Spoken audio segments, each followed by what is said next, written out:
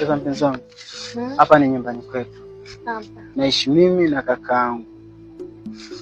Kwa hiyo tutakuwa tunakaa hapa tukifikia. Naona kaka ndo. Ustaz. Niambie bwana ustaz. Asalamu alaykum bwana. Waalaikum salaam, niambie ndugu yangu. Kwema? sawa. Waalaikum salaam. Naona kwa harakati zako mwenyewe utakaotoke. Nilikuwa nataka kwa bonge kidogo hapo. Ndio. Kuangalia mazingira tunajua. Safi. Kakaangu. Ndio. Ndo mwanamke ambaye alikuwa anakuambia anataka kuoa. Unajua tena mwisho Ramadhani umekaribia sasa hivi. Zile kambona kama sijakusikia vizuri. Unasema? Namaanisha huyo ndo shemeji yako. Yaani huyo ndo shemeji yangu? Ndio. Kwa hiyo wewe umefikia wakati unataka kuniletea mwanamke huko ndani, au sio? Uona akili kweli wewe? Sababu kwanza nisikilize bwana. Nisikilize. Unajua wewe ni mdogo wangu. Wewe ni mdogo wangu. Alafu mundani una kitu chochote, hata jiko una. Yaani mimi nahangaika na kusimamia kila kitu beka. Alafu leo unataka kuniletea mwanamke ndani ya nyumba. Kwa maisha gani Bakari? Yaani kwa maisha gani? Au unataka kumdhalilisha mwanamke wa watu?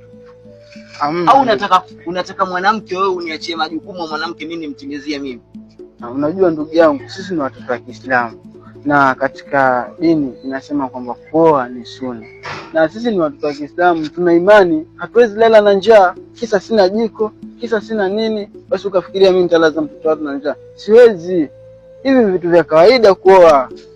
Shida sio kuoa. Shida huyu mwanamke utamlisha sunna huko ndani. Wewe utamlisha sunna mwanamke. Tumia akili basi beka. Sawa? Tumia akili. Usimdanganye bwana mwanamke wa watu bwana. Mimi hapa natoka nahangaika na kwenda barini kutafutia. Alafu ule huyu niletea mwanamke pia, mwanamke wako pia nimtafutie mimi. Sasa sikiliza. Nisikilize. Mimi kwenye mambo yako mimi siko kabisa. Usinishirikishe kwenye jambo lako lolote. Usinishirikishe baba. Sawa? Umenisikia? Useme hivyo. Hebu nisikilize. Usinishirikishe kwenye jambo lako lolote. Sawa?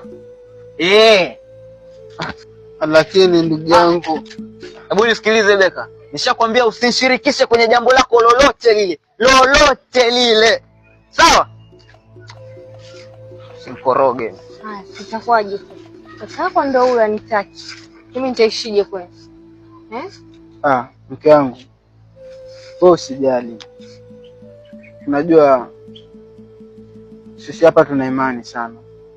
Na yule ni vile amechanganyikiwa tu kwa sababu labda ana madeni yake ndio amtatiza. Lakini mimi nina imani nitaongea